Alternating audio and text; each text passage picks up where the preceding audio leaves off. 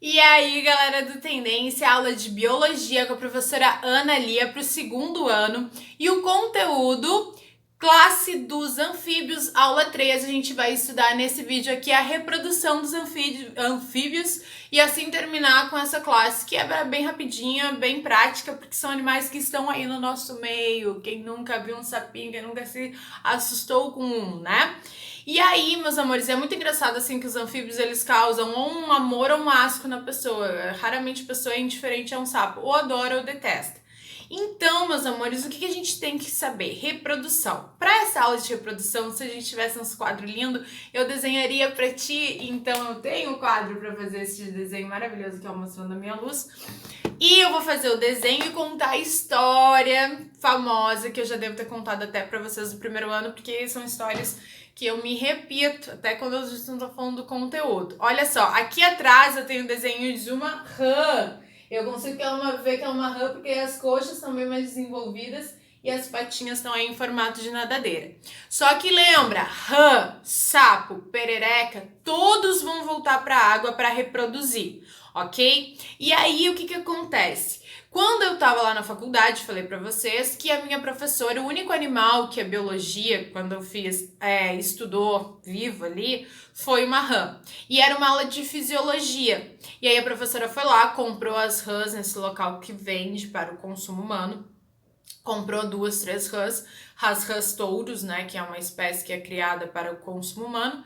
E aí a nossa aula era abrir, na verdade, fazer a morte cerebral dela, aqui no córtex houve a morte cerebral, para que ela não sentisse dor, e aí foi aberto a coxinha dela e ligado a eletrodos, e a gente estava estudando o movimento, as sinapses e as descargas elétricas neuronais no músculo, né? Então aí tinha um negocinho de eletrodos artificial, né, que impulsionava para que os músculos contraíssem. Era essa a aula. Só que aí a professora aproveitou e nos ensinou várias coisas. Inclusive, ela abriu, depois que a gente fez esse experimento, abriu a rã e tirou o coraçãozinho. E uma coisa interessante que a gente viu é que o coraçãozinho ficou pulsando muito tempo depois em cima da bancada, mesmo fora do corpo, né? Significava que as células ainda estavam recebendo nutrientes, então ainda os estímulos estavam acontecendo. Mas tudo isso não é a parte da reprodução. Como que se reproduz? Primeiro eu vou ensinar, eu vou desenhar, depois a gente olha lá e depois eu conto a história lúdica que aconteceu, o exemplo prático que a nossa professora nos deu, e depois usei isso até nas artes cênicas. Então, como é que acontece a reprodução dos anfíbios, gente? Então, aí todo mundo dizendo ali, eu não acredito que vai desenhar um anfíbio. Vou desenhar. Pode ser um sapo, uma rã, uma perereca, como vocês quiserem. Não é uma batata, tá? Eu te juro que é um anfíbio. E nesse caso aqui é um anfíbio fêmea. Vou desenhar um lacinho. Como que acontece essa reprodução do anfíbio fêmea? Olha que bonitinho! Não é fofo? É fofo. Vamos supor que ela está ali próximo de uma pedrinha e aqui tem água, tá? Tem água, essa pedrinha ela está num lago. Pode ser até totalmente imersa na água a parte de baixo, mas normalmente ela tá ou próximo, a gente vai ver, ou num galinho se for uma perereca, próximo da água, sempre próximo da água, né? Essa é a fêmea, o macho virá aqui por cima da fêmea, normalmente o macho tem um tamanho, o macho não tem lacinho, o macho vem aqui por cima, costuma ser menor, e aí durante a reprodução, gente, tirem as crianças da sala, acontece o abraço sexual. Eu falei pra ti que nos peixes ósseos acontecia o nado sexual. Esse aqui é o abraço, mas não tem cópula. O macho, na verdade, ele sobe na fêmea. Isso acontece com as salamandras, com todo mundo, tá?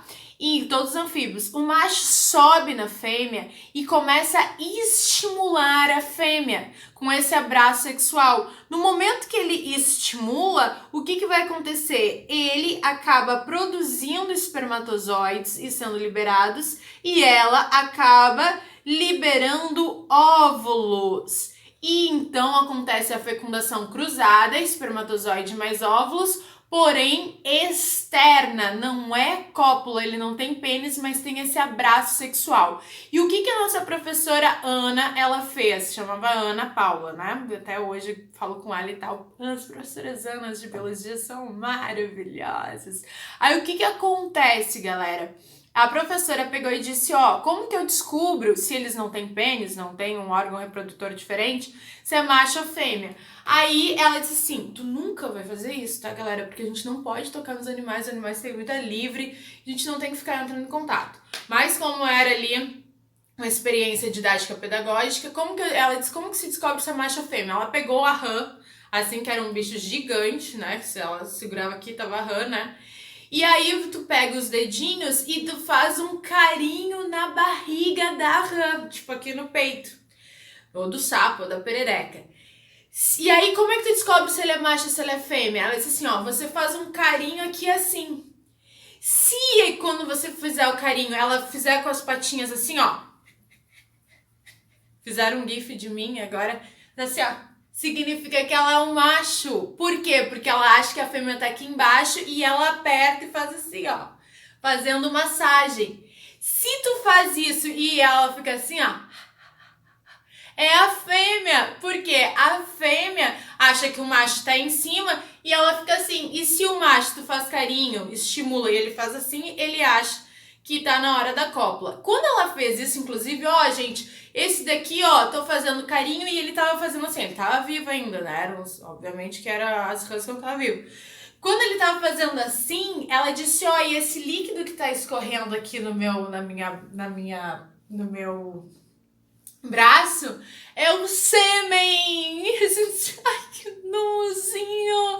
Sêmen de ramaço! Porque, claro, ela tinha a sensação, a ramacho, que a fêmea estava embaixo, ele fez o abraço sexual e, mesmo que fosse inverno, liberou ali os seus espermatozoides que juntaria-se, né, na cabeça dele com os óvulos. Lembrando que isso aqui tá no ambiente aquático, tá próximo da água, né? E isso aqui vai se juntar, minha canetinha, isso aqui vai se juntar e vai formar uma espuma, formando, na verdade, cobrindo tudo no ambiente aquático, os ovinhos, que é resultado do espermatozoide do óvulo se juntando.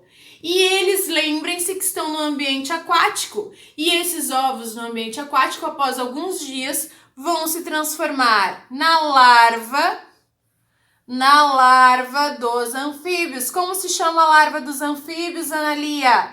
Girinos. E os girininhos vão ficar um tempo também na minha infância. Quem mora no interior, a minha infância foi no interior, a gente estava construindo uma obra no fundo, assim, num terreno baldio, e era um terreno baldio meio alagado, e aí eu e a minha irmã começamos a acompanhar. Um dia a gente viu os ovinhos, depois a gente foi acompanhando, apareceram os girininhos, esses girininhos vão crescendo, até diminuindo a cauda, formando as suas patinhas e formar de novos adultos. Vamos ver ali as imagens que são bem mais bonitinhas do que as minhas, do que o meu desenho. Mas é muito importante vocês fazerem esse desenho aqui, tá?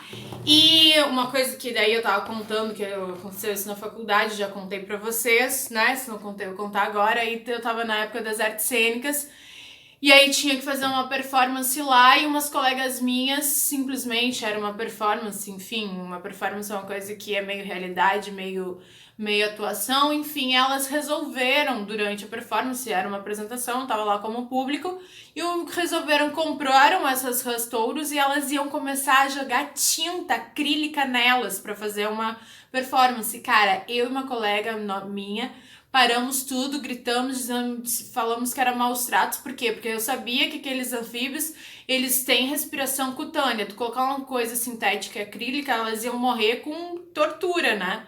E aí pararam tudo, começaram a lavar os anfíbios, as rãs e tal, enfim. Foi uma função, depois eles não sabiam o que fazer, se atiravam no meio ambiente, se não sei o que, e cara, e a gente dizendo, meu Deus, isso aí é maus tratos. Eles tiraram lá no local do criador, iam jogar no meio lá da UFSC, né?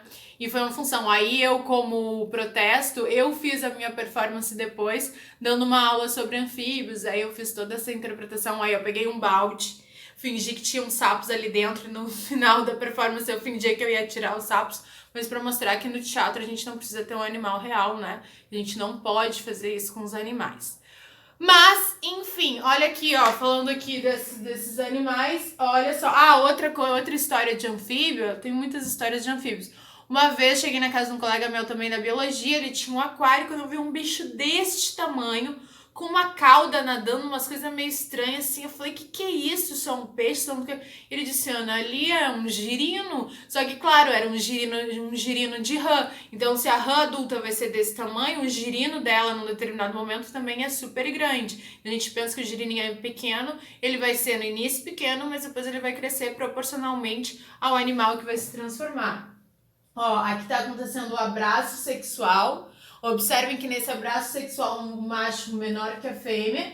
Na parte de baixo, né, tá saindo aqui os óvulos espermatozoides, o branquinho, óvulos aqui. Eles já estão todos submersos. Aí o que acontece? Formam os ovos com uma cápsula gelatinosa.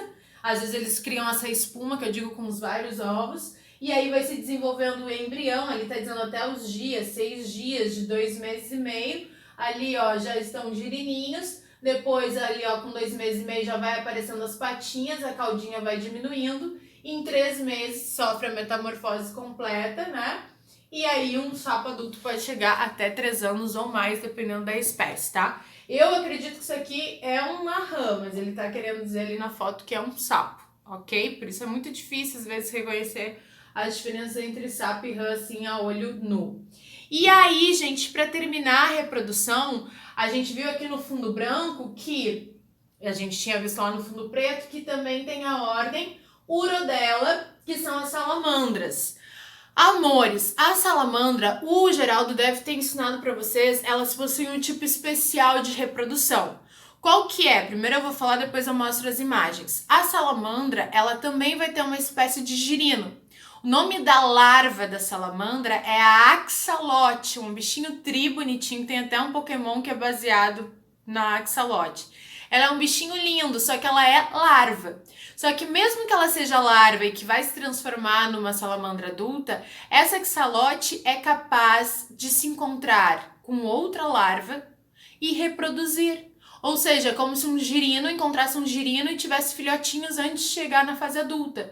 Isso é um tipo especial de reprodução, quando as larvas são maduras sexualmente. Como é que é o nome dessa reprodução? Neotenia.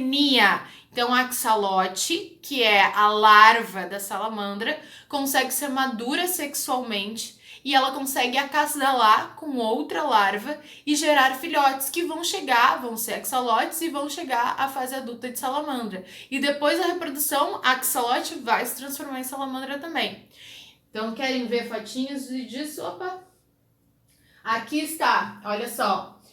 A axolote, ó, a larva do sapo é o girino, da salamandra a axolote realiza o fenômeno de neotenia. Olha que bonitinha que ela é, tá? Ela parece um Pokémonzinho e aí ela se acasala com outra e aí acaba formando novos filhotinhos, ok? O que todo mundo pergunta? Ana Lia, como é que eu posso ter uma axolote? Não tem, amores, não tem. Recentemente a gente viu que existem alguns desses animais que são comercializados, mas a maioria acaba incentivando ou é próprio fruto do tráfico de animais. Então, esses animais para viver de vida livre, tá? Quando a gente quer ter esses peixes, ou peixes em aquário, ou anfíbios em casa, ou qualquer outro tipo de animal, ou répteis, que nem a gente viu agora recentemente que apareceu, a gente acaba alimentando as pessoas que maltratam os animais para gerar dinheiro. Ai, Ana Lia, mas a minha veio do IBAMA, tem certificação, só que baseado nas que tem certificação, as pessoas que fazem tráfico de animais acabam traficando para passar como animais legais. Então não seja um mercado consumidor disso, veja documentários, aprecie esses animais, mas não precisa querer ter um, tá? Sempre que eu dou aula, as pessoas perguntam, como que eu tenho um axolote? Não tenha. Deixa eu ver se aqui no fundo preto tem alguma outra fotinho. Peraí. Acho que não. Vai aparecer aqui nessa imagem apenas umas 2 pererequinhas ali juntinhas também no abraço sexual. O macho em cima, a fêmea embaixo e ali elas estão um galinho, mas embaixo tem água para que esses espermatozoides e óvulos possam se juntar no ambiente aquático. Beleza? Ana Lia, eu quero ver um axolote melhor, eu não vi, não entendi. Vou te mostrar então aqui, ó, um axolote em tempo real nesses 14 minutinhos. Vamos aqui, ó, que o pessoal gosta muito de ver e quando eu tô em aula a gente procura. Axolotes. Olha só, não falei pra vocês que ela é um bichinho Pokémon? Sim, ela é considerada. Ela é considerada não, ela também inspirou um Pokémon. Ó, mas ela é bem fofinha, por isso que as pessoas querem às vezes ter uma. Aqui, ó, é uma axolote que ela já tá em metamorfose, já tá se transformando em salamandra, tá? Pra mostrar pra vocês que é só um período transitório dela como axolote. Deixa eu achar. Só um pouquinho. Vou colocar axolote anfíbio. Ó, aí a gente tem várias fotinhas ali, ela em transformação. Essa pretinha que ela já tá se transformando, né? Ó, que fofa. Ó, aqui ó, ela já tá em transformação, mas já tá aqui ó, próxima de uma outra. Às vezes é muito difícil, mas às vezes eu acho a imagem do abraço sexual de duas axolotes. Mas agora eu não tô achando aqui. Beleza, meus amorizinhos? É isso aí então. Aprendemos tudo de anfíbio. Acabou. Beijo e cuide dos anfíbios. Você nunca mais vai ver um sapinho marrão ou perereca com os mesmos olhos. Beijo.